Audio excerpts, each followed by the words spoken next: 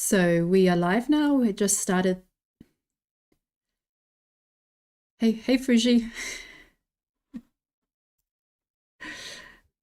I'm back, sorry. You're back. Yeah, I just started the live stream. Eric's just gonna check that everything's working. Okay, good.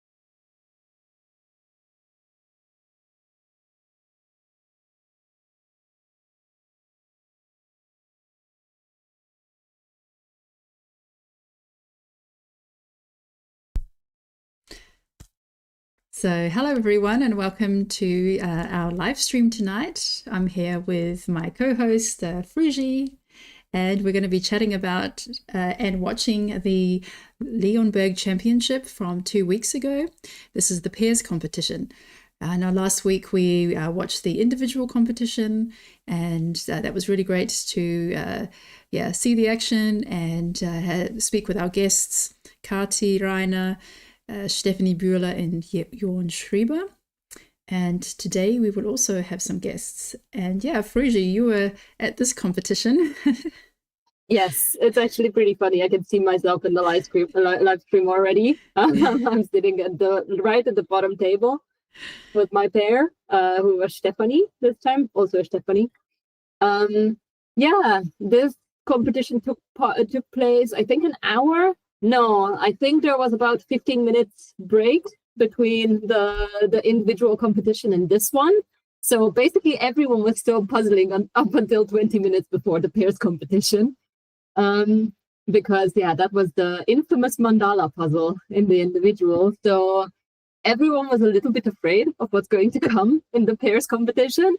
So we were very excited when we sat down and saw the puzzle. As you can see, it's not hidden, so we could already come up with kind of strategies of what to do. Like, you can see that everyone is basically chatting and looking at the box, which is exactly the reason why. Yeah, and I mean, it's sorry, I saw you before. You looked like you were getting quite excited, like you're kind of like clapping and kind of like, I can see you've got like the nervous energy. I mean, you just finished the last competition. A lot of people didn't finish the individuals, and so they were just doing a lot of counting. I mean, the judges were very busy going from table to table counting the pieces, and then they very quickly had to set for this competition. So those who didn't manage to finish the individual puzzle, with the mandalas, didn't have much of a break before going to the pairs. No, not really. But I actually would need to take a closer look at like the list of participants. There were a lot of people who didn't enter individual and only came for pairs or two. So there might have been a couple of people who were not puzzling. But yeah, it didn't feel too close to each other as you were there, even though like I was one of the people who didn't finish, but luckily enough, I could finish the counting pretty quickly. But like the break didn't feel too short or anything like that. And yeah, I was excited because like it's just puzzling coming up. I'm always very excited before it all starts. And it looks quite tight there. I mean, we just saw you like adjusting your chair, like so you're not bumping into the table behind you. I mean, they've left the tables all in the same positions, but now there's people back to back. Yes, exactly. And we were trying to figure out like how not to bump into each other. And I was also just warning the person behind me that I tend to stand up and sit down quite a lot, so that she's kind of prepared that I might just slam a chair at her. Yeah. Yes, here I think in this round as well, there were people who didn't turn up, and yeah, you can see some people just taking their seats now to take the place of some of the pairs that didn't turn up. So yeah, that's what's happening at the moment. They're looking for people to sit in the 3 places. Yeah, I mean, it's good that they do that so that there's no empty seats, because there's always people who would like to participate, or maybe they're thinking, oh, actually, I would like to join, but I didn't have time to register, or I was too late. So I'm glad that they made the effort to fill those seats and to check that everyone, that all the tables were filled. Yeah, I find it pretty cool as well. And since the puzzle is there already, then it's not really an effort from the side of the organizers in that sense, because the table is prepared already. So it's better if it's filled than if it's just sitting there all empty. And yeah, hopefully someone just gets hooked through this. So just did the countdown and off people go. Well, what was your first reaction when you saw the puzzle? Like, have you done this puzzle before? Is this one you're familiar with? No, I did a sibling of this puzzle because there's, I think, an entire series of this. I'm not sure if there's a version with cats, but there's a version with dogs. And I have done that one as a solo puzzle. And that was not the friendliest one. I didn't like it very much. So I was happy that this came up as a pairs puzzle because I was feeling like that could work. And also my pair was pretty good in like solid colors, which I have mixed feelings about. Like I always feel like I can do them quick, but then I always end up being way slower. So I had a good partner to like really distribute everything. Yeah, I was basically just excited about puzzling. So like the image itself is fun. It's a lot of animal hair, and it is way trickier than you would think it is.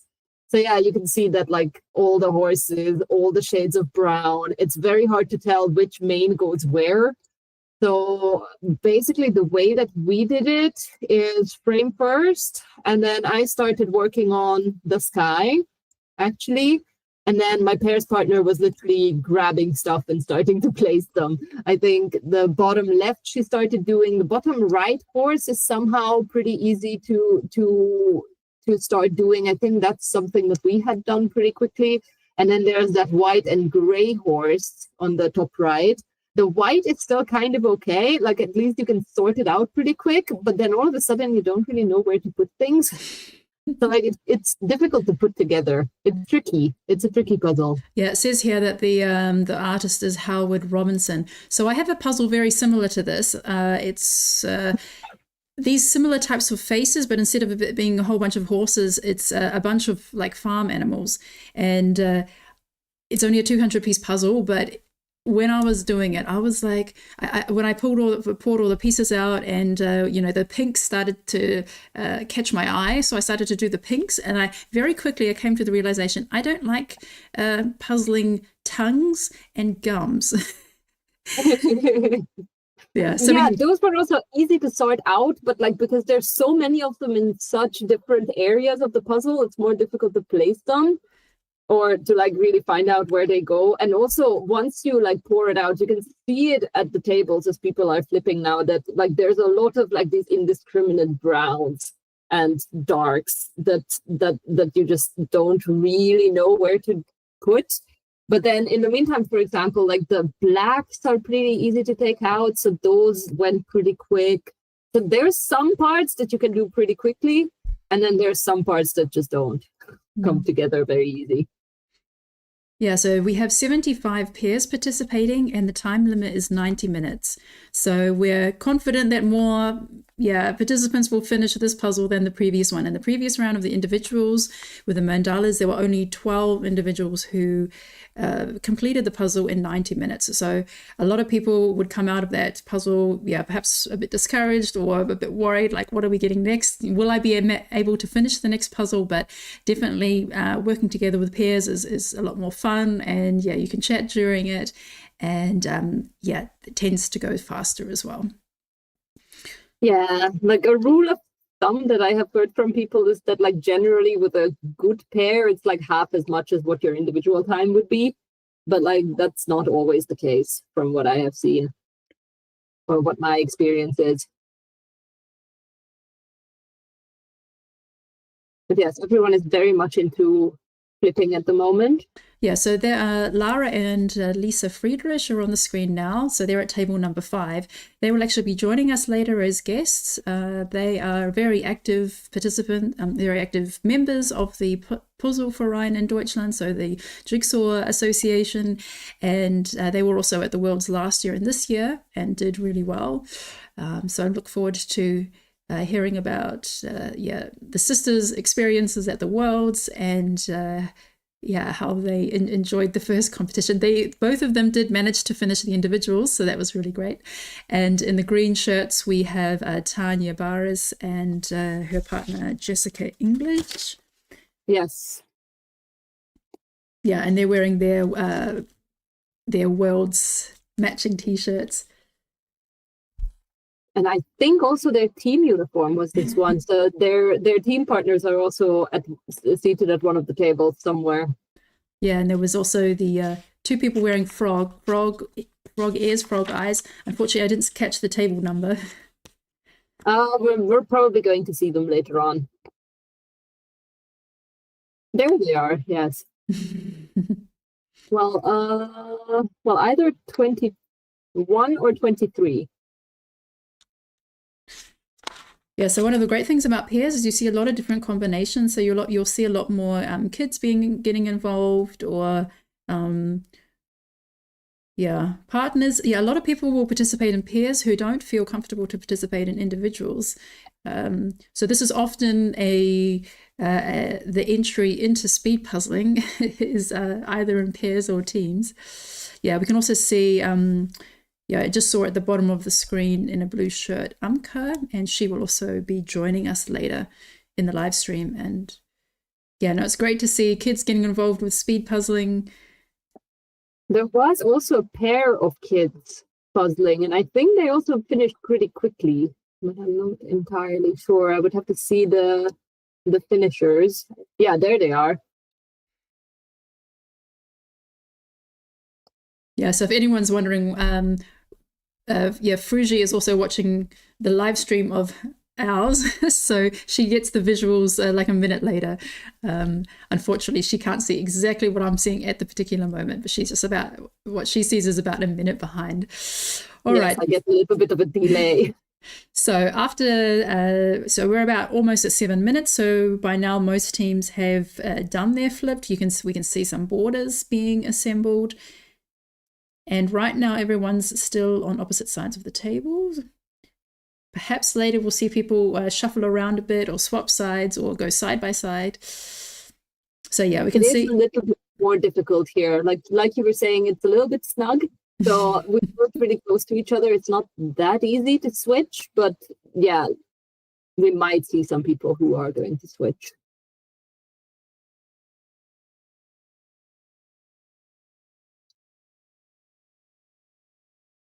Okay, so I can see that your partner is called Steffi. She has a big puzzle piece with Steffi on the back of her shirt. So how did you meet Steffi? Have you puzzled with her before? She actually found me on Instagram, And she saw that I live not that far away from her. So we live maybe about 40 minutes apart, maybe a little bit less. So we live in the same area. So at first we got together to just puzzle, and then we basically were like, yeah, this works out pretty nice. We can like puzzle well as a pair. And we decided to enter here. And we're actually also entered for that competition in Dortmund that we have mentioned the last time, which is going to be in January, the Art in Pieces. Yeah, so we're going to be puzzling together in the future as well, because it was really, really fun and it worked out very well. She's not that active on Instagram. She doesn't share that many things, but she usually follows along. So it's pretty fun. We are also set up for December, and we're also going to be going to the Cologne puzzle meetup by the association, which is going to be there's going to be one in November, but I can't make that, but there's going to be one in December as well, and there we're going to be going together. So we're relatively in the same area. Yeah, and it's good if you have the opportunity to get together regularly and puzzle in person. Yes, exactly. And I don't have many people around me because I live in a very rural area of Germany, slightly further away from like every bigger city. So kind of the area of Cologne and Dortmund and Düsseldorf. So, but equally far away from all of them. So I don't have that many puzzlers around me. So it is pretty nice to have found someone that shares the hobby. Yeah, so there are lots of different ways to meet other puzzlers. So if you're going to an event and you don't know anyone, you're the only, you've just started puzzling, or you don't have a partner, there are usually multiple ways to find a partner. One, when the event is advertised on Instagram or Facebook, you can like write under the post that you're looking for a pairs partner. For the event that I had in Trier, those that didn't find a partner, then they just wrote to me and I was the organizer. I just matched up people who I kind of thought was like, well, first of all, it was more international, so we had different languages. So I at least tried to match people up who spoke the same language. And there's also, puzzle forums, and now there's Discord, where they also have with the association, where you can write where you're living if you want to meet up with other people. And for each event that the association hosts, they also have a thread or a channel or whatever it's called, and there you can also write there. Don't hold back. If you want to, you can find a partner to puzzle with. For this competition specifically, there was a forum set up where you could write, which was also pretty nice. Like for a team, for example, the team competition, I just wrote in the forum and basically, wrote in my post that I don't check the forum that often, and people can just write me on Instagram. And that's how I found my team. So it does work out. And then also, as you have seen here, like if you're lucky, you can basically just sit into a free table and just find a random partner. So I can see Veronica Gullett and her partner. They actually have their box like tilted sideways because one of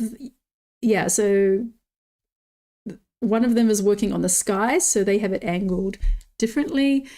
Yeah, so here's the thing, like either you puzzle upside down, one person is working on the sky, the other one's working like the right side up, but we might see a few people who actually turn it sideways, that they're both kind of looking at it diagonally, they're both kind of half looking at it the right way up. I think table number 8 is doing that. I can see that they've got the sky oriented towards the end of the table next to their box. And because some people don't have no problem working upside down. Others need to have that correct orientation.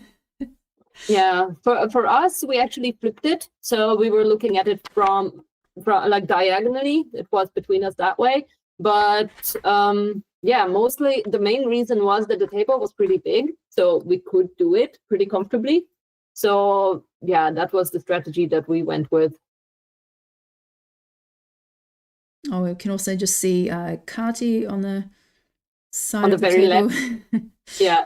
Okay, so now we have Amke and her partner. So Amke Eggers is on the right, and left is Ines Lewandowski. So, Amke has participated in different online competitions. So in our Euro Jigsaw Jam, she is placed between 14th and 27th. So quite a strong puzzler. And she was placed also 77th at the world's final. So I look forward to speaking to her later. So yeah, she's one of the highest placed Germans. Yeah, so obviously we have more bodies in the picture, so more of their table numbers are being blocked. Oh, yes, I think that's Dietmar. Actually, I recognize him. That's Dietmar and his wife. Okay, no, I can't see the table number, but I did interview him last week on the Euro Jigsaw Jam. So yeah, he said that his wife was there and only, didn't puzzle individuals, but did do pairs with him. Yes, there are people who just don't want to enter the individuals and they just feel more comfortable competing in pairs or even just teams. Like in the team competition, the team that I was in, one of the girls, she only entered the team competition. That was her first event, but she got so excited about the whole thing that she has already entered in individual for the February event. So it is a hook. It is a good thing. Yeah, and so if you're watching this and you're thinking this looks like fun, and this is just the first event from the Puzzle Association. There will be a second one coming up in February. That will be the first national event. This one was like a trial run and it went very successfully. It's going to be in the same location, and they will also have the same events, so individual, pairs, and category and teams. They're still taking registrations. Registrations will close in January or when they're full. Yeah, today is actually the day that the registrations for non-members opened. So this was the first day for people outside of the association to enter the competition. And the last time I checked, it was already over 160. So it is a pretty good number. There's going to be a preliminary round in the competition, from what I have heard. And there's also going to be a final. So it's going to be 2 rounds. That's why they're taking more entries in February than here, because here it was 140 people. I think that was the limit. And this time I didn't see a limit set yet.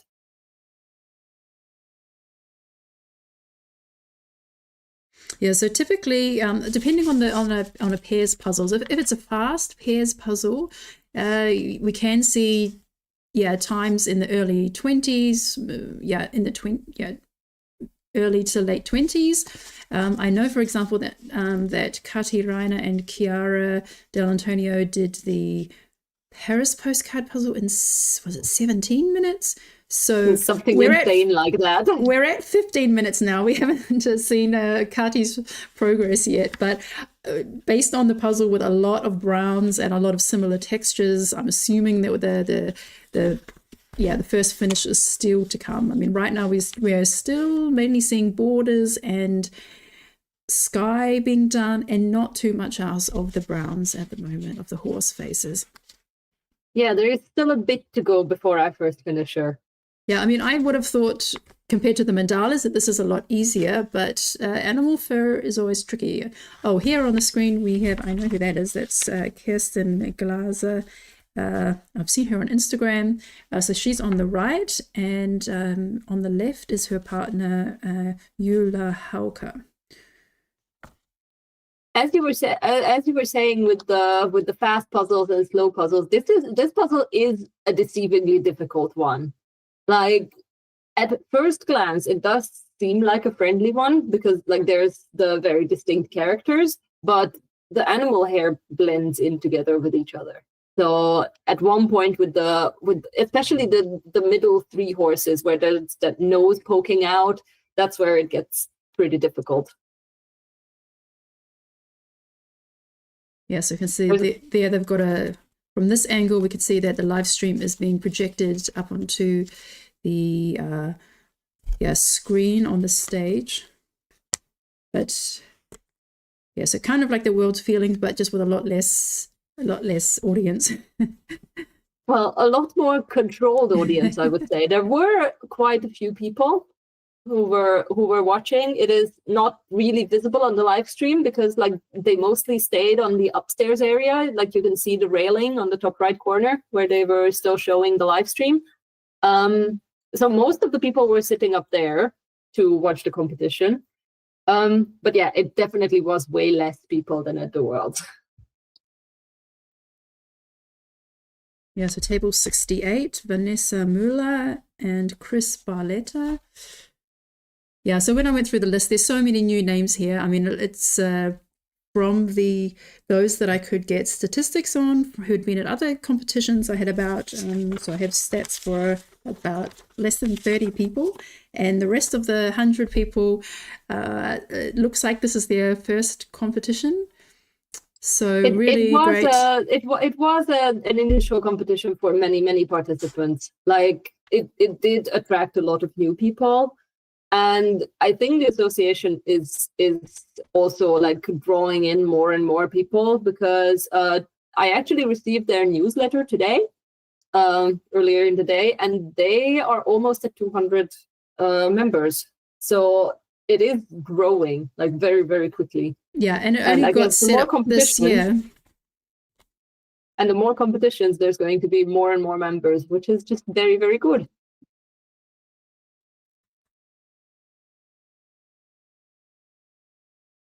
And this area can still fit quite a few people, so I'm not afraid yet that there's not going to be enough room for all the competitors. Well, here they only have the pairs on the main hall, but in the individuals, they also had them spread out towards the windows. So theoretically, they also could add more tables for pairs out towards the windows. Basically, they could still expand, yes. Which is why I'm not afraid of, like, you know, the competition being too overcrowded and only getting a spot if you like sign up literally 2 minutes after the entries have opened yet. Could you hear a lot of chatting as you were puzzling? There was a buzz of people, but to be honest, while I was puzzling, I didn't really pay attention. So like I filter it out at one point. At the Worlds, for example, that was a very funny experience to me, because I was in the group that had the Copenhagen sunset or sunrise or sunset, the very brown. And I was puzzling like mad, and I was doing it. And like I only had like 10 pieces, and I was thinking to myself, like, oh my God, I have only heard 2 cheers. There is no way that I'm this fast. And I was like puzzling. And then at one point I realized, like after I have finished, like I think I finished 20th in the preliminary round. So like at one point I just blended out like all the sound. And it's the same in a smaller competition like this. Like if you're like really focused on what you're doing, like the background noise is not really bothering that much. Oh yeah, who's this? So yeah, so this is Jana Ebner and Alina Schering. So Alina Schering was 21st at the Köditz competition. Köditz was in May, in a different part of Germany. So I'm in Bayern. So very strong there. And that was the competition organized by Kati Rainer. Yes. And Jana, I saw her at the Worlds, because I remember seeing her on the live stream when she finished. They are doing pretty good progress.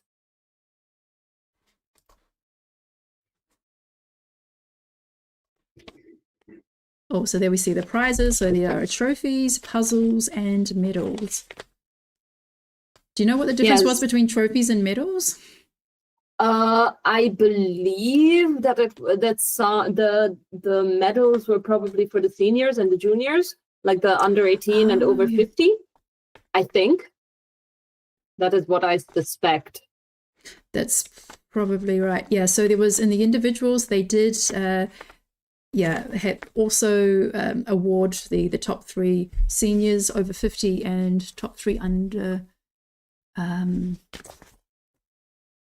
Under 18s. So at table 21, we have Daniel and Marla Schrempf.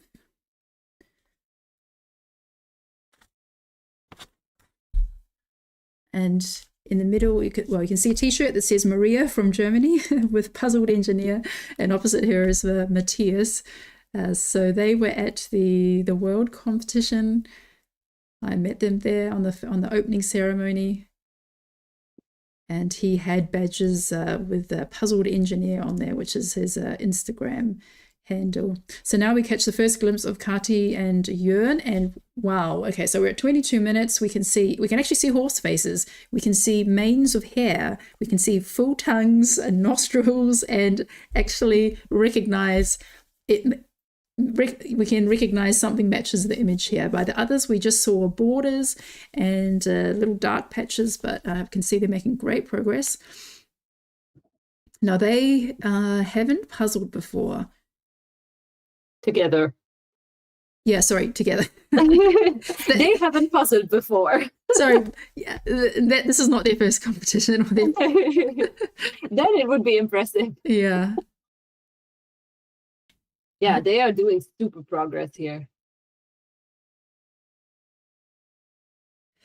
So unfortunately, the live stream is having some issues. Okay, so it was just going blank for a little bit and a little bit of static, but it looks like it's back together again. Basically, at every table by now, we can see like either a frame coming together, or there's like distinct parts that are taking shape. So people are making good progress, and that's one thing where I can see that the puzzle is like friendlier than the mandala, for example. So yes, there are tricky parts, but the parts that are not the really, really tricky ones are kind of easy to get through. So that is coming together for almost everyone from what I can see at the tables. And it's so good to sometimes see a flash of the World Jigsaw Puzzle Championship t-shirts. So let's just have a look at the two ladies in the green shirts. That's at table number 50, Saskia Roos and Karina Hyde. So Saskia is actually our guest. This was her first competition, and I was really curious to know what it was like for her as a newbie in the first competition, and what did she think of the mandalas in the first time. Yeah, so she's just joined our call. So yeah, Saskia, if you're ready, you can turn your camera and your mic on. Hello. Hi. Hello. Yeah, just a moment. Welcome. Thank you for having me. Yeah, so tell us what you were thinking when you came to this competition and you saw the mandalas on the table. Yeah, it was a little bit funny because we saw them from quite far and we were like, oh, nice, solid color circles. This is going to be fine. We will finish it. It was like our first goal. We were so nervous. We were just like, hopefully we finish. And yeah, this feeling stayed until I opened the box and saw that there are just dots everywhere. Yeah, but I mean, you did amazing too. You were the last person to finish. I mean, there was only 12 people who finished, and it was such a tremendous effort. And you managed to scrape it like in the last few minutes. So how did you feel in the last minutes? Yeah, I really trembled during the last pieces, because there was this counter like 20 minutes, only 10 minutes, only 5 minutes left. I was just, okay, I can do this.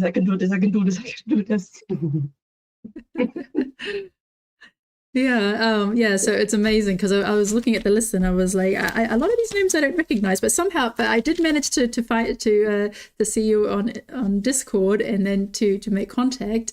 So yeah, so how about you just tell us a bit about yourself, how you got into puzzling and how you came to speed puzzling. I was always puzzling since a very low age. I guess one of the earliest things my parents told me is like 3 years old or stuff like that. Somehow I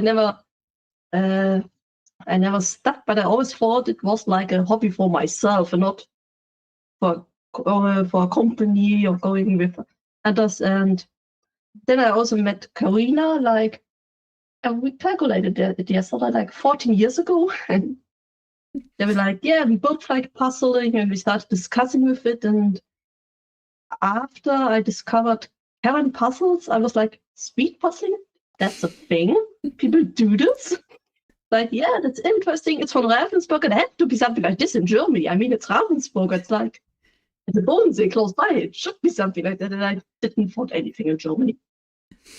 I was like, well, okay, they're not. And then randomly I discovered this competition in Leonberg. And I immediately called Karina like, okay, now it's close by. It's just half a minute by car. We have to try it. So first we registered and then we started training. So Yeah. I was training puzzle after I registered for this competition. Well, that's amazing then, because then how did you get so fast? If you only, like, when was it? Like, when did you first like start training for the competition? At the beginning of July. Yeah, Okay. in a couple of months, and you managed to finish the mandala in an hour and a half. But you did say you like puzzles with a twist. So, I mean, I guess you've always kind of searched for puzzles with a bit more of a challenge. Like, did you say you do double-sided puzzles or something? Oh, I just got a sight of Kati and Jörn, and they only have like a few gaps to fill in. Okay, so they're like less than 100 pieces away, but yeah, We're very, very close to finishing, probably. so the time. Spoilers, we already have the time when they finished. But that's good. So it's almost 29 minutes, and so they're about to finish. But yeah, so you like puzzles with a twist or with a challenge. So maybe that's helped you to take on the mandalas. Mm-hmm. Yeah, it was completely overwhelmed with all these dots. I thought like, yeah, you can manage these blue circles. There was blue everywhere. Then I forced myself to do the edge, where I first realized that this puzzle is rectangular and not squared. Yeah, that was the tricky part, because like the box itself is square shaped, and like not everyone noticed that there was a poster in it that showed the full image. Yep, me too. I just pulled out the pieces and threw the lower part away. Yeah. So what was your then impression when you saw the horses puzzle? Like what were the conversations like with Karina at this point when you saw the image? First, we were really relieved. Because the mandala puzzle was so difficult and this seemed manageable. I mean, fur was something we trained. We did puzzles with animals. So we were quite confident that we can at least do our average time. Mm-hmm. And, yeah. Yes. So how did you divide up the tasks? Like, what was your strategy with the puzzle? Yeah, during our training we realized that Karina is very good with sky and I'm very good with ground. So that's how we started. She did the sky and I did all the flowers and the fence at the ground. And then she continued with the white horse and I tried to do all the facial parts and put them everywhere so that we have a lot of points where we can attack. And then with fur and hair, I just think we all just somehow went by. And how did you, I mean, Karina, had you actually practiced pairs puzzles together with Karina before? Oh yeah, so you said you did do a bit of training, but was she also trying to be fast, or did she also just learn about this recently as well? She also learned about this recently, and I guess she already did. Yeah, if I remember correctly, she already did a few speed puzzle twice before I registered us at the competition.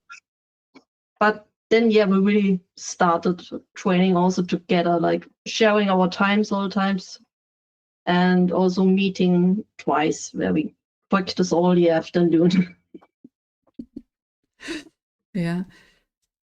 Here I could actually see that Jörn and Kati did the switch. So they did switch over the table to be on the same side. So there was one team so far where I could see that. Yeah, so Jörn is kind of over the shoulder from Kati, and about 30 pieces to go. So getting really frantic, so hands going everywhere. Very, very quick here.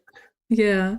But this is also the kind of puzzle where like the final pieces are not necessarily easier. I don't know how it was for you, but like the last couple of pieces, they could go literally anywhere in the puzzle. So you like have to try it in multiple spots before you actually find where they go.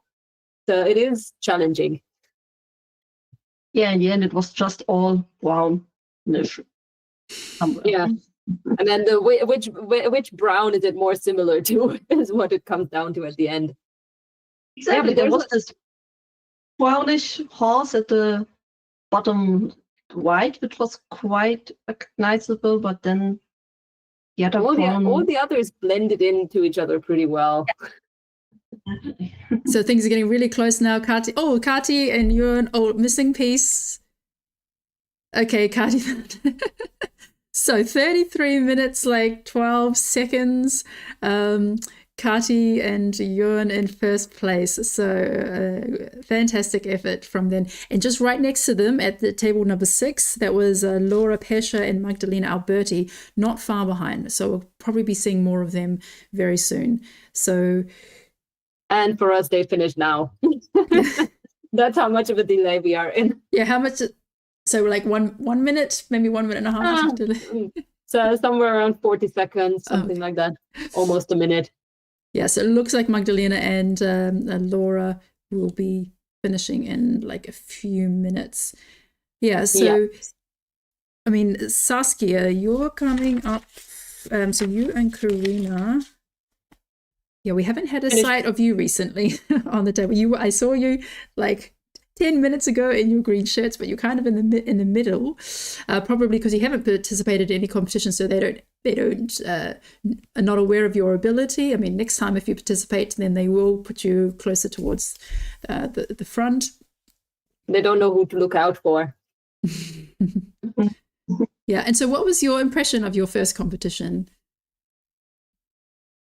It was really exciting. It was way more exciting than I thought it would be, and it was so much fun. I mean, at the same evening, we already registered for the German competition then in February. Mm-hmm. Yeah, it was the same for me, that basically on the way home, I already signed up for the next one. I think there were a lot of people who did that, because I think like when I looked at the entry numbers, like the day after the competition, all of a sudden it jumped from like 20 to almost 60. And yeah, the people got very excited. I'm really glad that it was such a good experience for you as well. Yeah.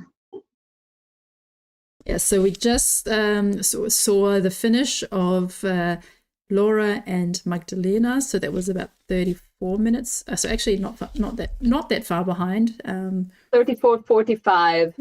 1 minute and 36 seconds after Kati and Jörn. So now we're starting to see like things are starting to roll now. Like here we have a lot more momentum. I mean, in the first individual competition, there was a 15-minute gap between first and second place. And we're going to see here probably every minute there are going to be teams finishing. Here's another team. I can't see their table number. 19. Bettina Greulich and Barbara Klein looking super excited. They're going to be the third finishers. So I wonder if there's going to be a camera over at Saskia's table. Hopefully.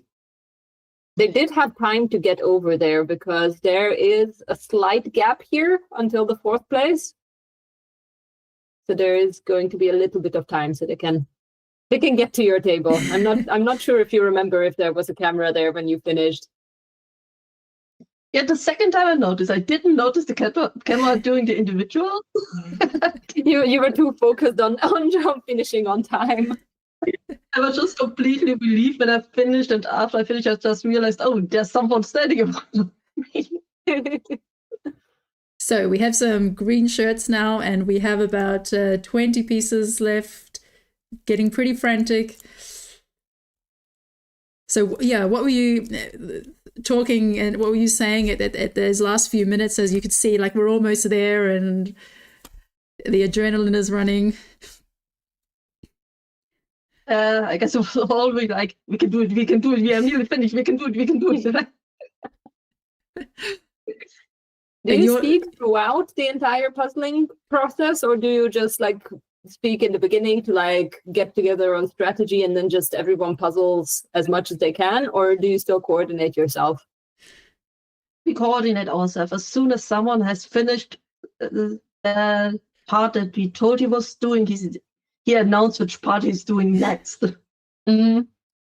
we have very less hand clashes during the puzzle. We still had some. Yeah, of course. It's not pair puzzling if you don't. Yeah, so things got a little bit frantic there at the end. There was a piece hiding behind your box, and then it looks like something's missing, and then like, oh, under the table, going around the table, and then And there was a sky piece missing. We realized it already early, and then we just found it under Karina's chair. Oh. We don't know how it did get there. oh yeah. But it's really fun to get there. Oh my god, it's there. And they found it. Yes. There it is.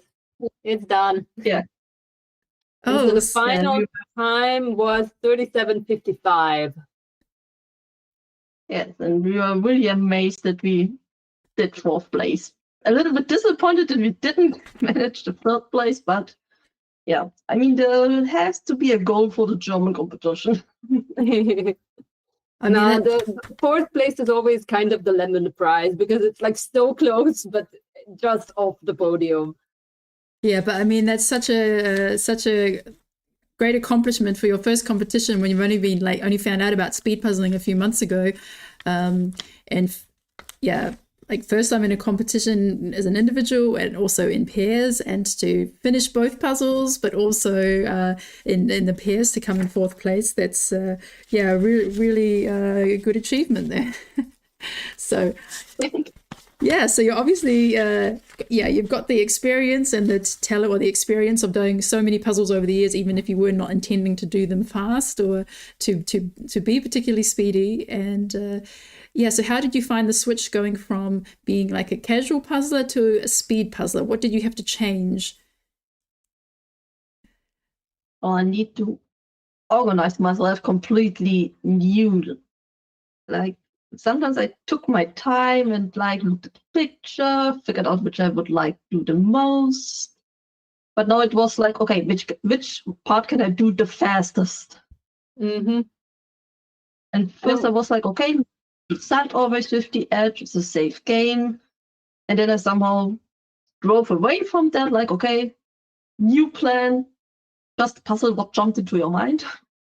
Even if you have 5 points similarly that you are currently puzzling. Like at the mandala, I think I had at some point like 5 different circles I was working simultaneously. Oh, just black in pieces and like, okay, this could go there. And yeah. And at some point managing this chaos in time was a new interesting way of puzzling. And it's really fun. Yeah, no, I mean, that's a good point about being organized, because like when you're casually puzzling, you can just do things in any order. You can work on multiple pieces, and you do have to learn to make these decisions quickly. Like, what do I see in the picture? What's jumping out at me? And then also later on you work out, well, sometimes what jumps out at me at the beginning is not the best place to start. So that's something I feel like as a speed puzzler I have to like quickly make, like in the first like 30 seconds, like what am I going to do and how am I going to do it? So it's really great. I mean, there's a great momentum right now on the camera's work. The camera's actually like having to run a little bit. You can see that they're going from this table to that table because that table is just about to finish. So I think this is good for this competition, to give people their confidence back, you know, after the first individuals, and then now we're just seeing like finish after finish. We saw after Saskia and Karina, then there was Jana and her partner. Yeah, Jana and Alina. Mm-hmm. And then Lisa Marie and Lara. Yeah, and then we're looking at Tanya Bares and Jessica English now. Yeah. And they were 8th.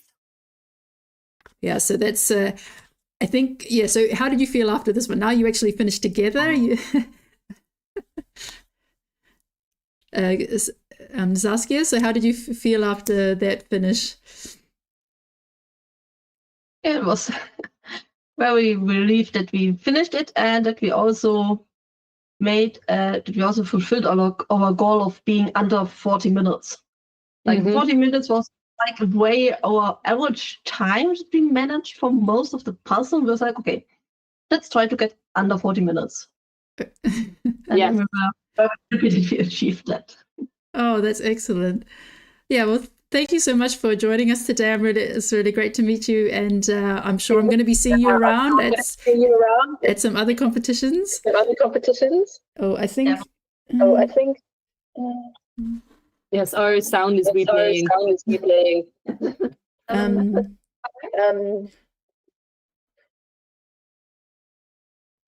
Yeah, okay, so now Lara or Lisa, if you have your maybe just turn your sound off for the moment. Okay. Yeah. Yes. So thanks so much for joining us. I'm sure we're going to see you at future competitions. Definitely we'll see you again in February at Leonberg again, and maybe some other German competitions. So yeah, it's great to hear the experience of a first timer, and to know that you'll be back for more. That this hasn't put the mandala experience didn't put you off. Yes. See you in February at the latest. Yeah. Thank you. Yeah. Bye. Thank you. Bye. Bye. All right. So yes, in the meantime, we have seen a couple of finishers. We're seeing the frogs at the moment. 11, table 11. Okay, who are the frogs? Carolyn Kraft and Ann-Kathrin Lindemann. Excellent. Okay, so, from the results that have been put in so far, we have 9 finishers. So after Tanya and Jessica at 8th, we have Amke and Ines at 9th position. So joining us now in 6th place is Lisa Marie Friedrich and her sister Lara Rebecca Friedrich. So we have just seen them finish. Yeah, great. So Lara and Lisa, you can turn your cameras and mics on. And hello. Hi. Hello. So I'll just put you on the screen. Better. Okay.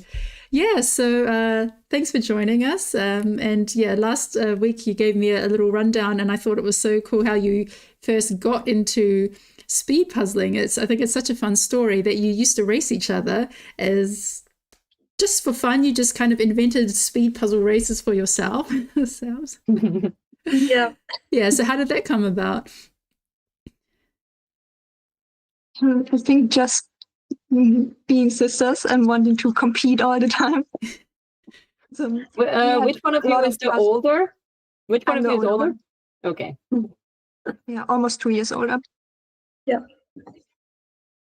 And we had a bunch of puzzles around with the same piece count. So that lent itself to competitions very nicely. But then they would have had different pictures on them, so you'd be racing with different images. Yeah, but we would swap them afterwards. Okay. Yeah, and but I also really like the story that at kindergarten that you would you already kind of started to sort by shape, because you would turn the pictures upside down, and because they were kind of too simple, and to give yourself an extra challenge would just do them by the grey backboard. Yeah, they were kindergarten puzzles, so 20 pieces or something. That wasn't really a challenge for us, so we did them on the grey side. I was really happy when I discovered the Ravensburger crypt series. Those are exactly like that. Oh, yeah. Oh, yeah. Those divide people. There are some who live and die for them, and there are some people who just don't. Yeah, Lara loves doing the crypt puzzles, but I don't really like it. Yeah, I'm with you. I'm not really a big fan. I did one, and I have one that has been sitting on my shelf. Like literally, it still has the foil on it, because like I just can't get myself to start. Yeah. So when did you so you mentioned that you kind of like officially found speed puzzling when you realized like other people were doing it, not just yourselves, during the pandemic, when there was a lot more time for puzzling, and you discovered was it on Instagram that there was actually like a community of people who do this for fun. And yeah, so tell us about how you got started, like finding the community. Yeah, mostly through Instagram. seeing other people post puzzles and realizing we have a lot of puzzle pictures because we do so many puzzles. Mm-hmm. And then you already signed up for last year's Worlds, and I mean, you did really well there because Lara, at the Worlds, you came in 30th in the final. Yes. And Lisa, you came in 68th. And what's also amazing, I mean, those are really great times, really great placings for your first time at the Worlds and at the finals. But also this year, you also maintained very closely your positions, because considering that there was twice as many people and so many new fast people, you managed to maintain that. So what was your training like before the Worlds? Last year we had a lot more training because this year we had so much stuff from university. So Lara had like exams the week before the Worlds. So we were not really training for this year's Worlds. Yeah, I had my last presentation on Saturday, and then we slept all through Sunday, and on Monday morning at 4 we left for the airport. Oh no. Oh yes. Yeah. Yeah, everything happens in September always. Yeah. And then how did you find out about the World Championship itself? Like from Instagram or? Yeah, I saw a lot of posts about the World Championship the year before, and we were kind of sad that we missed out on that. So in January, then we signed up. And Worlds last year was our very first puzzle competition ever. For that, it's especially a really, really great result, because the competition situation does change a lot in like how you're puzzling. Like some people cannot manage to stress that well. So it is a really, really great result. And then how was it this year? It felt different, I think, with so many more people there, and it felt more competitive, I think. But it was still a lot of fun. I liked the puzzles they chose. And how did it feel as like someone who has been there before? Of like, you were saying that it was different, but like, can you like put your finger on like how it was different? Tough to say, I think. Yeah. As Lara said, it was more competitive than last year, I think. Because difficult to say.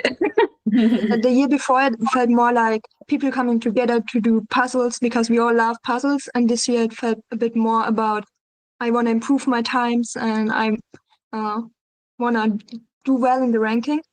Mm-hmm. Everyone tried to do as well as they could last year too. But this year it felt more like that had a higher priority, I think. Mm-hmm.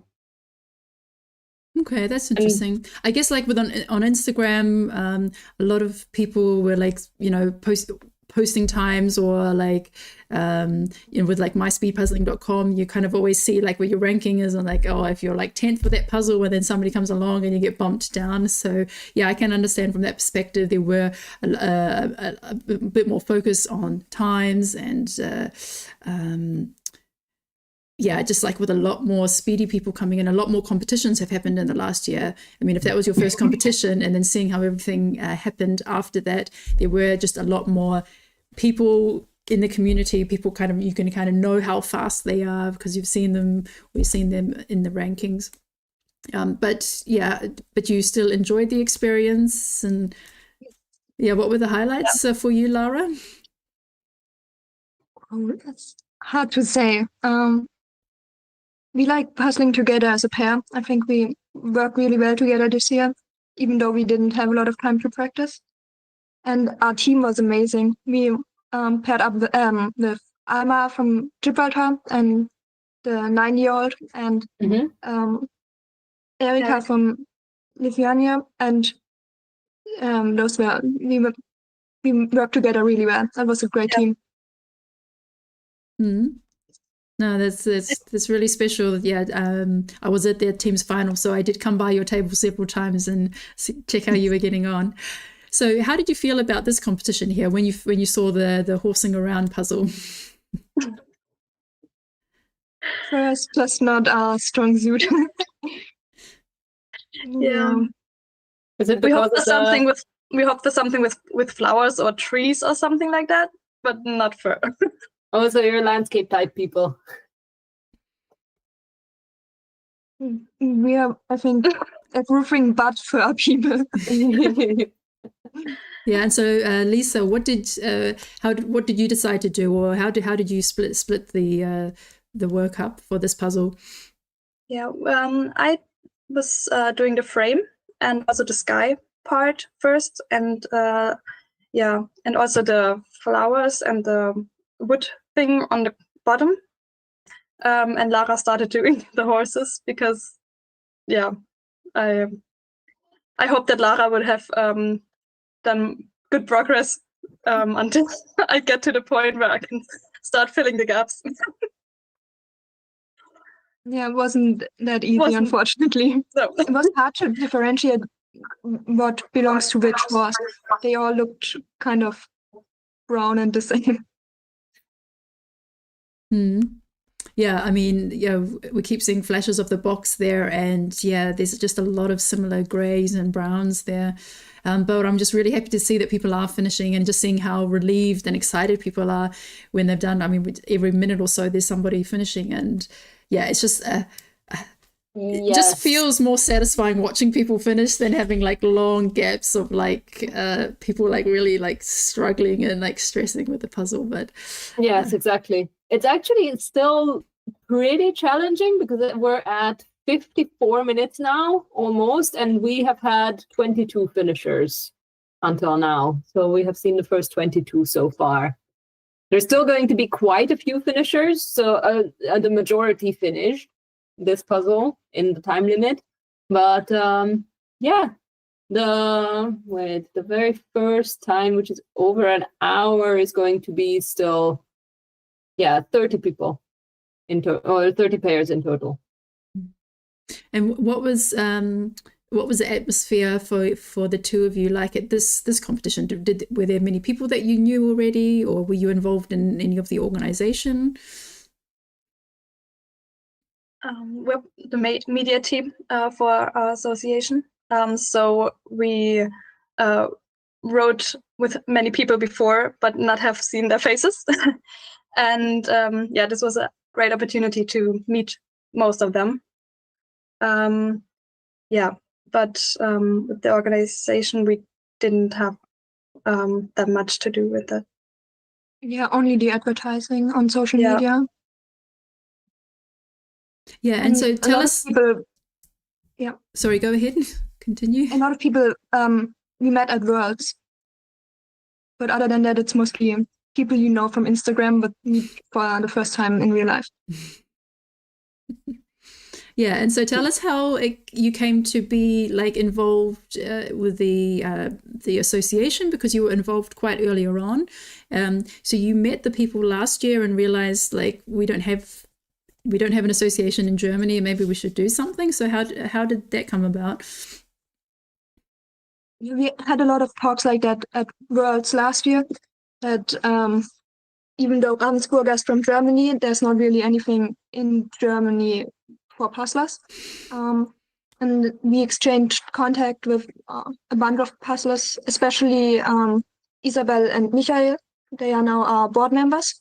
Mm-hmm. So they got in touch with us when we were all back in Germany. And in January, we had a very first meeting where we founded the association. And Lisa and I were there, so we are founding members.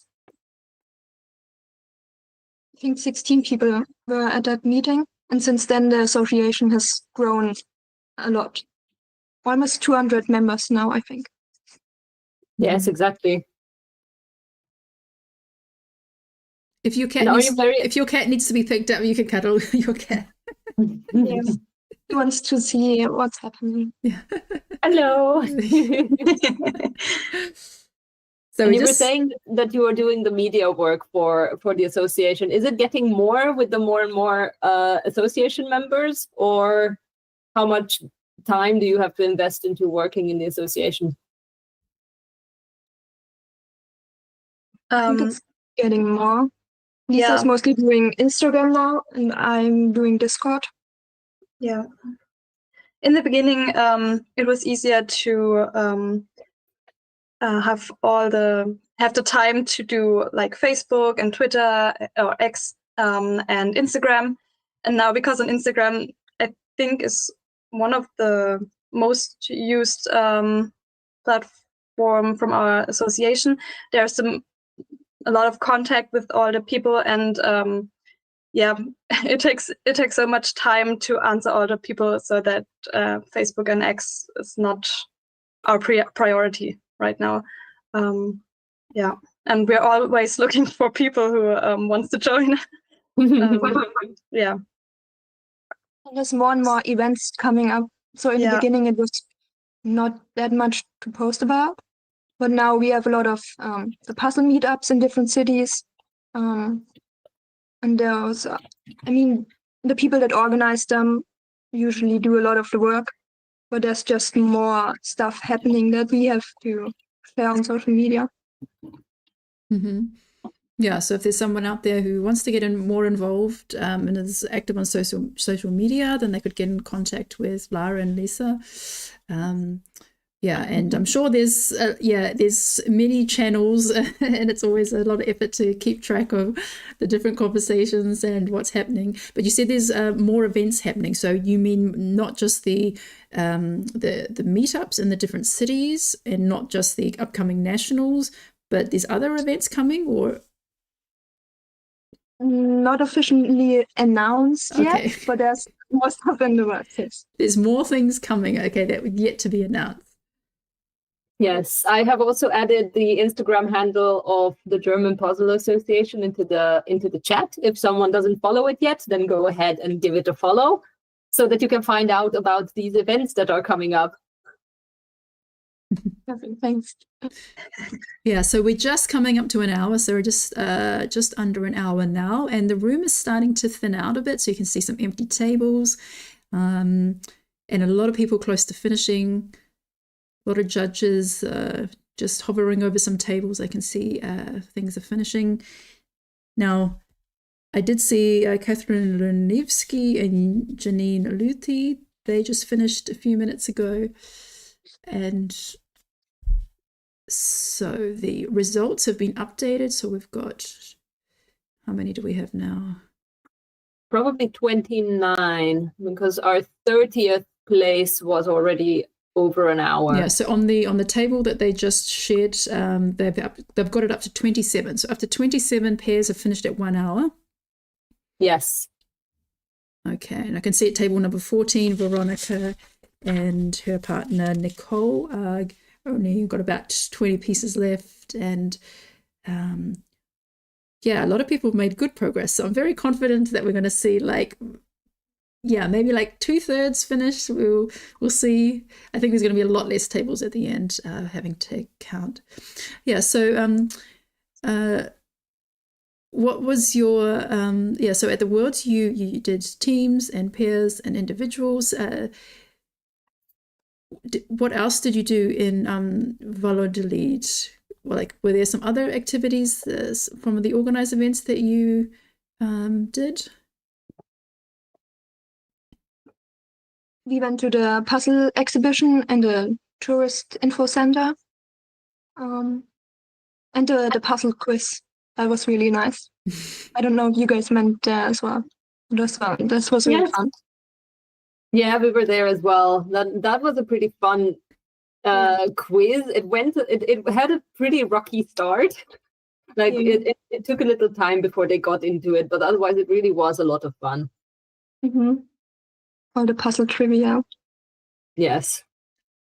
I had no idea that there was so many movies that just showed a random scene of somebody doing a jigsaw puzzle, and Charlie had noted that down somewhere for use. Mm-hmm. And it's like he was planning this for 10 years or something, and he was just collecting, or sometimes a song came up and there was something about a connection or the border. Someone has actually noticed puzzles in films and made a list of them. And it's pretty impressive. So that at one point he can say, and in this film, or take a picture, or in this song, what puzzle related words are in this song. So we just saw Matthias and Maria finish. That was fantastic. So and what was so here it was great because then you could actually meet more of the people that you'd been communicating with through the different social media accounts. And what was the feedback that you received from those participants who were at the competition? About the competition? Yeah. I think people were excited to have an event like this in Germany. That's not too far away to drive. And I think the venue was great. People liked it. The lighting was mostly fine. It was a bit crowded sometimes for the teams competition. I think the table was a bit small maybe. But mostly people were happy with the organization of the event. And did the tables stay in the same formation for the team events? Did they just add 2 more chairs, or did they spread the tables out a bit more? They just added 2 more chairs. Okay. No, I think they spread a little bit. Because there were less teams competing than there were pairs competing. So they did spread them out a bit, I think. Maybe a little bit, but not very significantly. Like they didn't move around too much. Yeah, it didn't feel like you had a lot of empty space around you. But I think they removed the tables from the steps. Maybe could be. Moved the tables a bit further back. Yeah, they are still trying to figure this out for nationals. If they use those tables again, or if they can get bigger ones. Or if they put 2 tables together or how yeah. manage it. So possibly use 2 tables for the teams or spread things out a bit. Okay. Yeah. No, I mean that's good feedback and good to have this like experience that they could improve that for the nationals. And so do you have like puzzling goals, or is there something that your special projects you're working on for the next time? In preparation for 2025.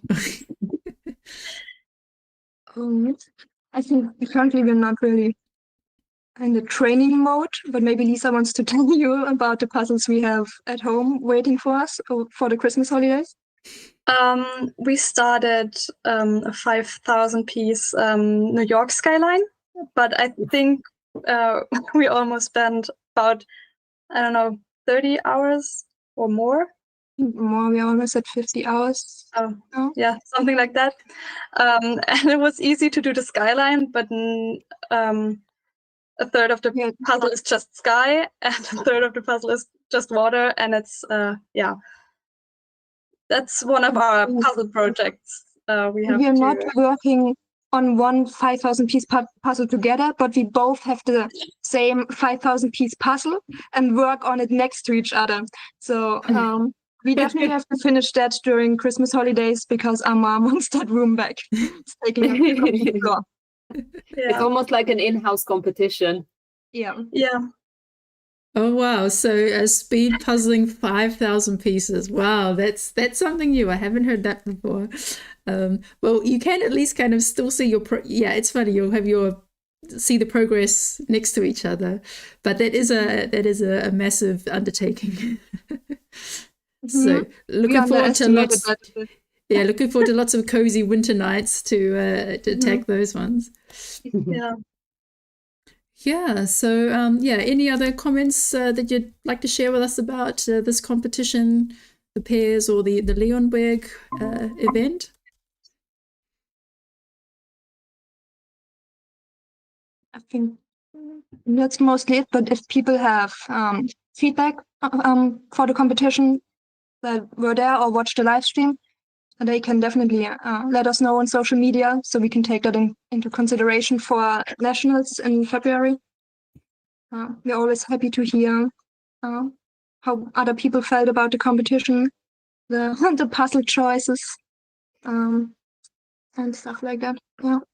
Mm-hmm. Not that you have any influence over the puzzle choices.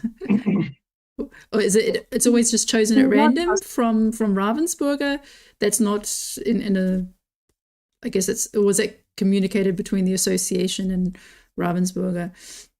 Yeah, this time the Isabel, one of our board members, got to choose the puzzle. I think she can give them like 2 or 3 options, and they do the end selection, but she gets a say in which ones she wants. Yeah. That is actually pretty good to know. Yeah, and I mean, so for those who are wondering, this horsing around, I did see it. I was looking at the British catalogue like a week ago, and I saw that this is actually part of the UK selection. I hadn't seen this one in Germany, so this was really nice that they used like, at least for Germany, unreleased puzzles. I mean, it might still be possible that somebody ordered this from the UK shop, or they ordered the mandalas from the US. But I think for most people, this was really like a fresh first attempt and a good fair competition. So I think that's one of the most important aspects that I think most people appreciated, even if it wasn't perhaps the result that they wanted to. Probably not finish the individuals, but I mean, of course, every piece counts. So in the end, everybody gets the rankings, regardless of whether they finished or not. But I think, that's also, I think it's a really great thing that they'd used previously unpublished puzzles in Germany. Yeah, I think that was important to her. She only looked at the British and North American catalog, I think. So people, I saw some of them on Instagram, but I don't think people had done the puzzles before. Well, that was good. If then probably very, very few people got to do them. Yeah. Yeah. Well, thank you very much for your time today, Lara and Lisa. It was nice to chat with you. I mean, I saw you at the Worlds, but we did have some brief interactions, but didn't really have the time to chat. And actually, Lisa, during the individuals, you handed me your camera and you said, "Can you take a picture of my sister?" and Lara, you were in the front row, and then I went over, and then because I was a judge at that point, so in the first like 20-30 minutes, there's not much happening. The kind of judges are kind of just walking around browsing, and then so I went and took a couple of pictures of Lara, and then handed the phone back to Lisa. So that was quite cute. Yeah, and it's so great that you have such like a good relationship and that you enjoy puzzling together and volunteering together for the association. Yeah, so, thank you very much for having us. Yeah, thanks so much, and see you next time. Yeah. Bye. Bye. In the meantime, we're at 1 hour and 10 minutes, and we have had 40 finishers so far, and we're still going to have a couple of them until the 90-minute time limit. So people are making progress. It is very good to see that there's actual finishers during this competition compared to the individual, where we only had 12 out of the 140 competitors. This was friendlier, for sure. Yeah, I enjoy seeing the smiles. Oh, there we go. Someone's waving at the camera. Yeah. Yes, no. People seem to enjoy this a bit more as well. Like with the mandalas, you could see that people were like, not disappointed, but they were very concentrated on trying to at least do as much as they can. But with this one, they have a bit more playing room, I would say. The mandalas was a bit more serious, and here you see it's just it feels like a weight has been lifted off people's shoulders. They're just a bit more light in their movements, and because they were the pair, they're smiling at each other and chatting. So this is really positive to see. And I mean, it's like 19 minutes to go, so still we're still going to see a couple of finishers. Okay, all right, so let's bring in our next guest, Amke Eggers, so you can turn your camera on. And so hello. So Amke was a bit of a mystery for me. So she has participated in the EJJ competitions online, but I've never seen her, and I hadn't seen her on Instagram, and I'd always just saw Amke. And I noticed that she was like quite a good puzzler, kind of always in the top half, and then would just yeah, but I left without a trace, and then we happened to meet at Worlds. It's like, oh, you're Amke. Now I know. And also your partner was there, because I remember you've also partnered with Ines in the pairs. You also did a pairs competition in the Euro Jigsaw Jam and came 14th, which is great. And yeah, so tell us, Amke, yeah, how did you enter the world of speed puzzling?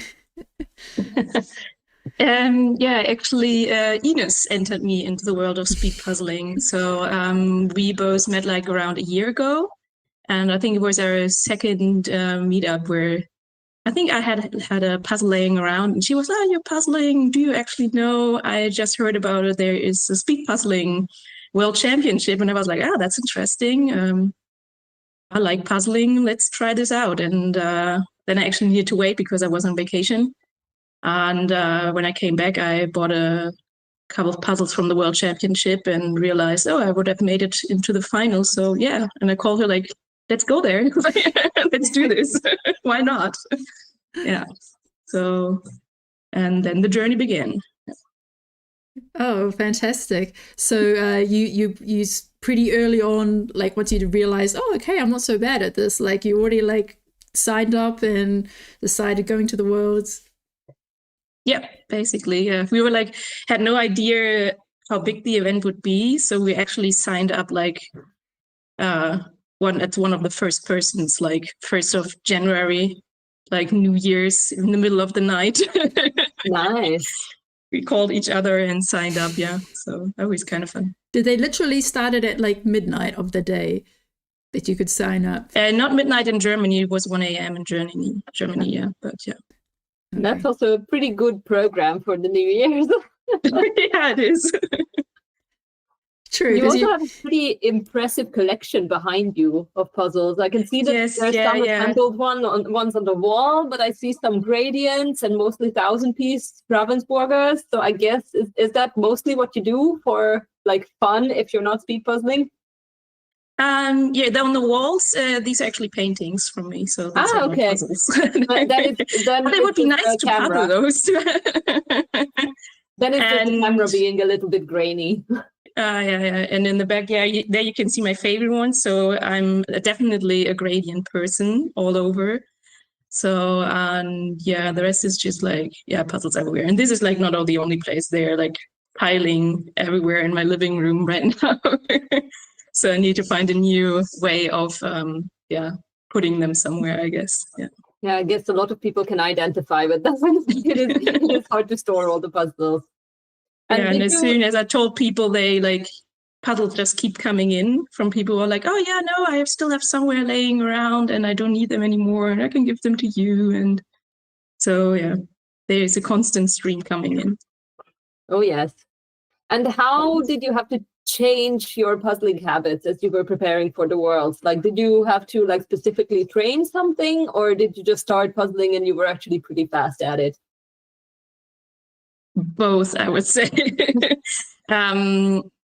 Yeah, I just like realized, okay, let's do a speed puzzle then. And I looked at some parts that, okay, you should actually turn all the pieces. And then I wasn't doing the edge anymore. I always, while turning the pieces, I sort the edge out. So then it's already there. But I rarely do the edge, only if it's something maybe like a picture, kind of like the postcards, where a lot of it is actually attaching to the edge. So you're kind of puzzling inwards anyways. And then I would say more kind of an intuitive puzzler. So I flip all the pieces and then I look what is actually screaming at me, basically. So if a puzzle is easy to sort, so if I can say, oh, there's something red, then I take all the red ones and I put together the red ones. So that are the kind of puzzles where the colors are everywhere, like the mandala. Like the mandala. So that one, I was sitting there at the table, and for the 10 minutes where you were just sitting there before it actually started, I was like, can I actually go back out here?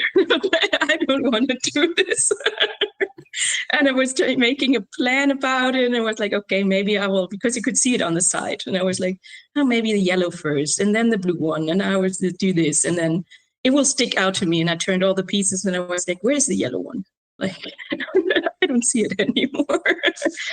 So yeah, there everything's blended together. I don't think it's anyone's type really. To speed puzzle. I want to meet that person. Yeah. Yeah. No, I was saying that was basically like a good puzzle for leisure, but not really for speed puzzling. Like, it is a beautiful image, but not really my choice for speed puzzling. And then how did you feel about the pairs puzzle? Going into the pairs competition after the mandalas, how was the feeling? How was the mood at your pairs table? The mood was good. We had fun that day anyways. And the puzzle itself, it was okay, I would say. I mean, a lot of her, and we were like discussing how we would actually approach this one. And it was sticking to us. We have, I have at home the sloth selfie. So we were thinking about that one, how we did that one. And so, but there was not really background with the horses. So so in the end, we always have like the strategy that we flip all the pieces, get the edge out, and then Ines is doing the edge. And I do my thing, like what is screaming at me. And here I actually tried to sort a little bit. I don't know if that was actually good or not. So I sort like a mane, and then I did like more like light pieces and dark pieces, and I sorted like the obviously the sky, and I did like the tongues, they stick out, and like there were like a little bit of flowers at the bottom, so with this as well. But after that, so I did the sky, and Ines did then the tongues and the little stuffs, and then we were just sitting there, and we normally switch quite a lot. If somebody gets stuck, we're like going just switch and do something else. And so that's basically what happened there after. The obvious part was very good about the pair competition. That what you were just saying, that you can just like switch. It's like we have been doing that with my pair as well. And also I always do it in teams, which might be like I don't know. I think it's a very, very good strategy that like you get stuck on something and you just call over to your partner and be like, hey, can you take this over, because I can't anymore. And then all of a sudden the other person very often can do it really quickly, because like you get tunnel vision in like doing that one thing. Yes. So in that sense, it's way better than individual. So we have like the rule, if somebody says switch, like the other one is just doing it. So there is no, I don't want to. Mm-hmm. And I think there was the same with the team. Especially at Worlds, there we were like, somebody said like from the outside, like it looked like you were stuck like from the beginning. So like, ooh, how they managed, because we were like switching all the time. Mm-hmm. Because we were like in the first round with this cow in a bathtub, and later on the English garden, there was like, with the English garden, I said like, oh, I'm gonna do this green patch, and I sat there and I was like, no, I'm not gonna do the green patch. We switched again. So we did like quite a lot of switching for those puzzles. Oh, yes. And do you get to practice with your pairs partner a lot? Like, do you live close by to each other? Do you get to practice a lot, or do you just meet on occasions, or only for competitions? And no, we actually live in the same city. So it's like 15 minutes by bike. And so we actually have like Puzzling Monday. So every Monday we meet up for puzzling. Like sometimes it's more puzzling, sometimes it's more talking. Depends what we're going to do. Yeah. But basically once a week. Yeah. And are you always speed puzzling, or do you have some like longer puzzles that you're working on, bigger puzzles? No, mostly speed puzzling, but we also do 1,000 pieces quite a lot. And then, for example, we tried the Boston one. So that I think at some point, like after 1.5 hours, it was not that speedy anymore. We're kind of more of a resignation there, but mostly we try to do speed puzzling. Yes. Oh, that's fun. Yeah. It is pretty nice that you get to get together so often to like have someone around like that. Yes, definitely. Yeah. So, And then, oh, sorry, go ahead. and then what are your plans for 2025? Have you already signed up for the Leonberg competition? Are you Yes, of planning anything course. else? Right after we finished the teams, we were like still watching at the other people, and so I was like in parallel, like registering all like individual pairs in our team. So we're going to be definitely there, and yeah, kind of depending where the Worlds will be next year, but I guess it will be in Spain again. I'm also planning to go there. Yes, as well.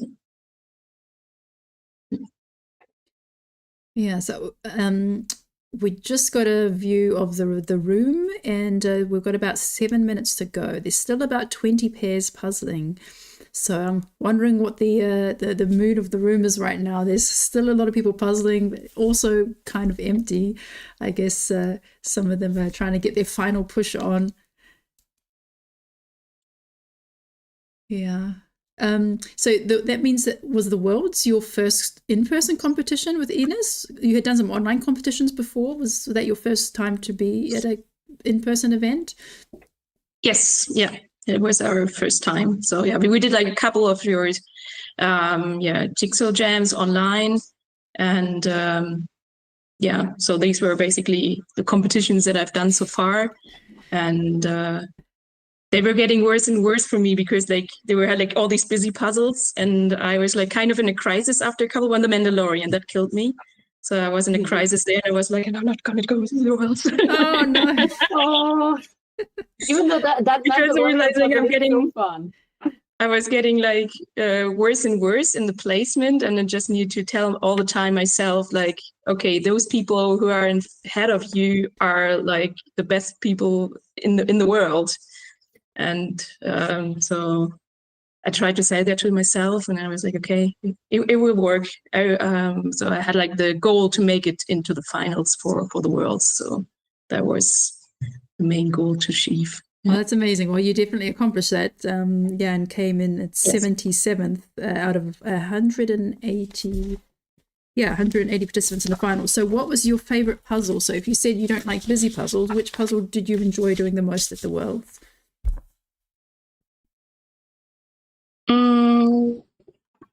Let me think about it. Like there were so many puzzles.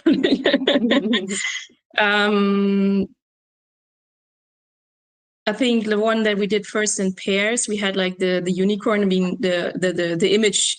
I don't like the image, but like the way how you can puzzle it, it's very nice and easygoing. And I also like the puzzles from the team final. Those were also nice to do. Oh yeah, the one with the jungle animals. Yeah, that one not so much. I like the Venice, the one. Venice, yeah, isn't it? Yeah. Because I was just doing like sky and water, and then the dark part, and in the end, it was about like, filling the gaps. And I was like, I don't even know the picture, because I also when I puzzle, like I don't do the details. I just put the piece in what needs to go there, but I don't know actually what it comes to in the end. Oh yeah. So sometimes I look at the puzzle afterwards, and I was like, aha. I didn't even notice that was there. And so that was for the Venice puzzle. I was like, I can't help filling the gaps. I don't even know what the puzzle is about. Let me have a look first. Oh, yeah. But it ended up quite well. Yeah. So we're like, yeah, I had like the sunset in Copenhagen for the preliminary. So that was also one where you like flipped all the pieces and it was like, yeah, it's all kind of yellowish happening there. I think all three of us had that. Michelle, you were in that group as well, right? Mm-hmm. Yes. Yeah. So it seemed like I was like kind of like ahead when it was like the sky and the water, but after I finished that one, I was like, yeah, not that fast anymore like the other ones. No, that is not the friendliest puzzle either. Yeah. So I wish I could see which table number this is. There's a couple here who are about to finish. I unfortunately can't see table numbers. Yeah, but go this pair. I really want them to finish. So there's like just over 4 minutes to go. They're gonna make it. They're definitely going to finish on time. Yeah, good job. No, I think almost at the end, it's like yeah, you get really excited for the ones. The closer it gets to the end, like you just want them to finish. Like when you're watching on the sidelines, and you just like when there was that moment at the World Championship, I think in the second semifinal, where everyone finished on time, and for like the last finisher, there was like a standing ovation and applause and everything for like her finishing, and like she also like seemed to really enjoy it because she also like hyped up the audience. And then as a real speed puzzler, she stood up, like basically enjoyed the applause, and then just broke down the puzzle and left. Yeah, I also loved like that community that basically the ones who are like kind of last, but also like they got most of the airtime like on the stream, and like most of the applause in the end. They like kind of got a bigger one than the first one in that round. So yes, exactly. I like that too. Oh, I wish we could see the table number. There's two young boys, two kids. They just finished the puzzle. And they're like, finishing. Yes. Like 2 minutes before. Oh no, I missed a piece. Ah, so nice. There it is. Oh, well done them. So who finished at 1 hour 28? Well, 1 hour 28.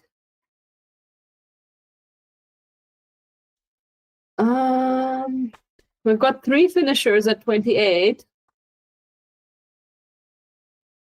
I think it might be Leonberg and Mikko.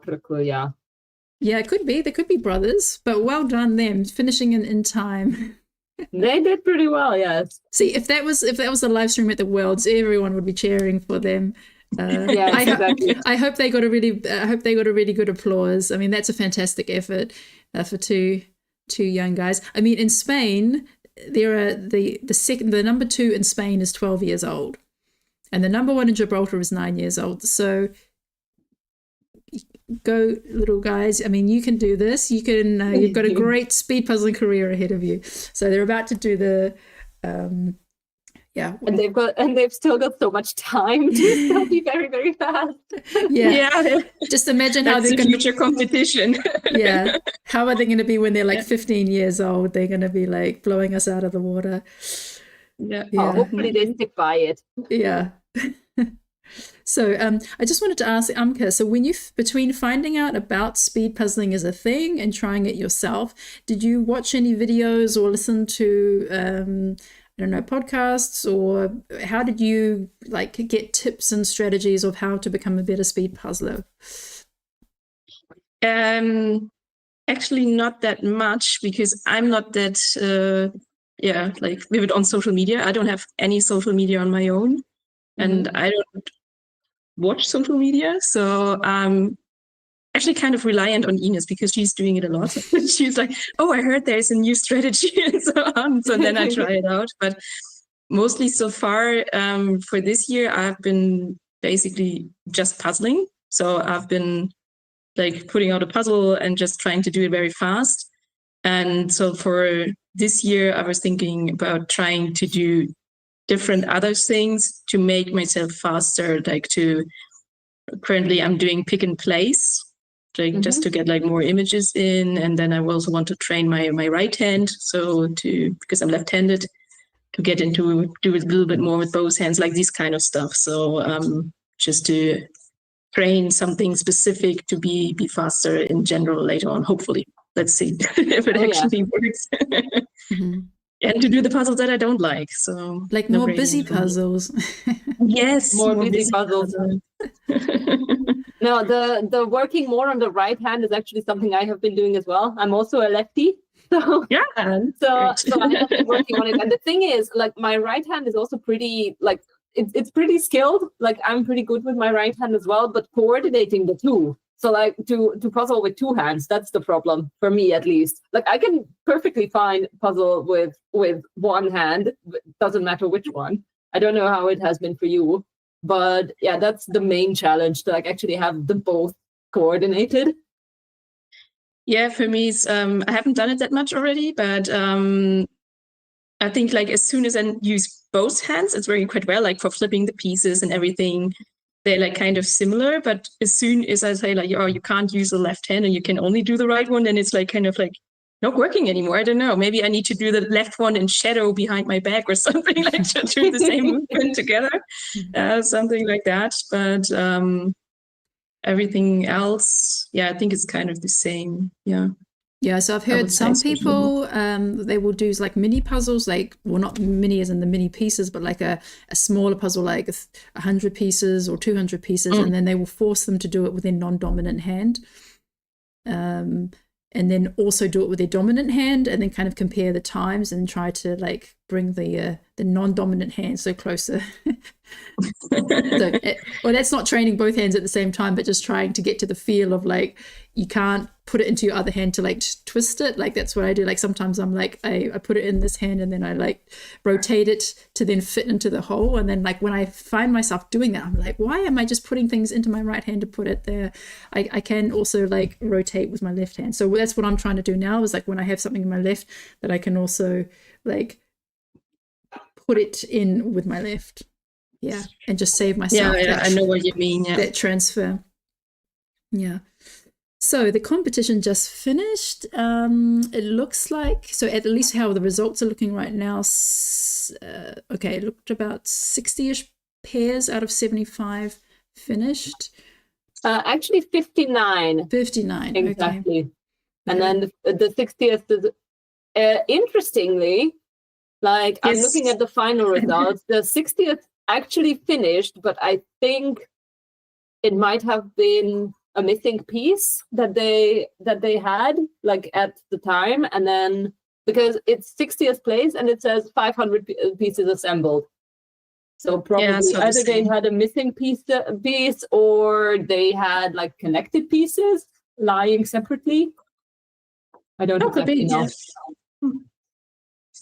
Or maybe they just put the last piece in 1 second after or something. Yeah, I did see that. I did wonder why it said that that placing had 500 pieces. My theory for something like that was always that they have a missing piece at 1 hour, 29 minutes, and 50 seconds. Could be. If anybody knows, write it in the comments, because it's a bit of a mystery. Know.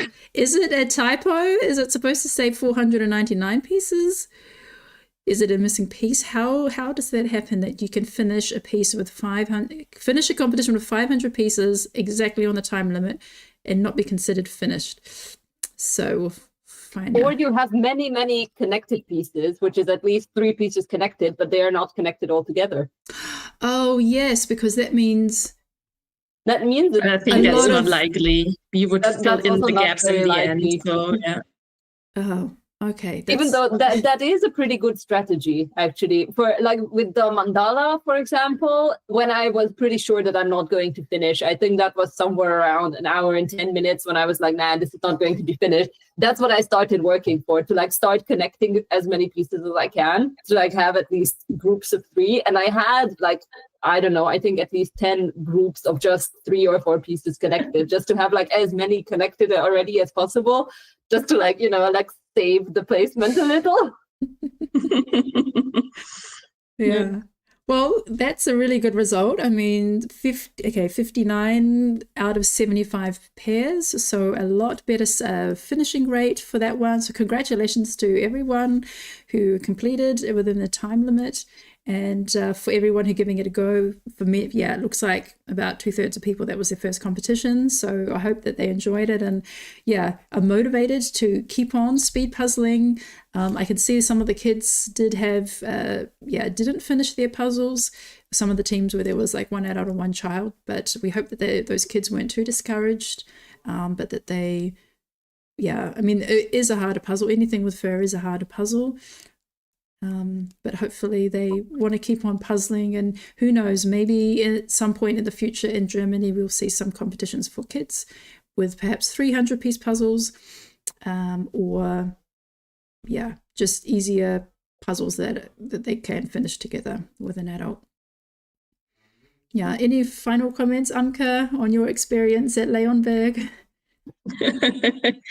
Next time, I hope I will finish the individual. I think many That of was us are kind of thinking that. frustrating. Yeah, I was like, go Amke, come on. And like you're like so into it and the time is running out and it's like, oh, it's just like a few more pieces. Yeah, it was like horrible because in the end it wasn't even going faster, it was going slower because like those pieces in between the mandalas was like different and you couldn't find the right place for it. And then everybody was standing next to me and like, oh, finish. And then I was like all over the place and nothing fit. Well, regardless, you still got it came in 13th, so you can still be Yes. proud of that. And I'm sure you are you going to do it again anytime soon? You've got the puzzle. I actually did that puzzle again right when I came home because I wanted to put it up in my speed puzzling. I was like, I can't because I haven't. I don't know the time. Like, I mean, I could have like guessed what 11 pieces would have been, but I did it right away again at home, and I was at like 1 hour and 20 minutes or something. Yeah. Okay. So Good. So you've conquered that one. You can do that. yes, I did. Awesome. Yeah. Well, thanks so much for chatting with us today, and it was great to get to know you a bit better. Now we know who the mysterious Amke is, and we'll see you at some future competitions. Yeah. Yep, will do. So thanks very much, Amke. Bye. Bye. Bye. Yeah, and so we'll end the live stream here, and I just want to thank everyone for watching us and for the guests. And of course, thanks very much to the Puzzleverein that they organized such a great live stream, unfortunately without commentary, which is why we're doing what we are. But we're very happy that they had such a good video quality that we could re-stream their video and share this experience of the German competition with a wider audience. Yes, a big shout out to the Puzzleverein for doing this live stream because it really was very, very high quality, especially for a first competition. Like I was actually very surprised that there was a live stream at all. And then, rewatching it as like it was really professionally done. So, and from what I have heard, they are already organizing commentaries for the next one. So they just couldn't do it on such short notice at the time when they were organizing this one. It was really fun to like take a look at the competition again from the outside, so to speak. Yes, thank you very much. Yeah. And I just want to answer, I just saw a question come up. Do connected pieces count for the results? Yes. If so, according to like the world's rules and what most of the associations also follow for their national or regional competitions, is that if you have 3 pieces connected, it counts as like built. But if you have 2 pieces connected or single pieces, you do have to push those to the side and then count them. So if you have a few islands of 3 pieces, that counts as connected. Oh, okay. So Downey actually divided parts of the non-finished mandalas. Oh no.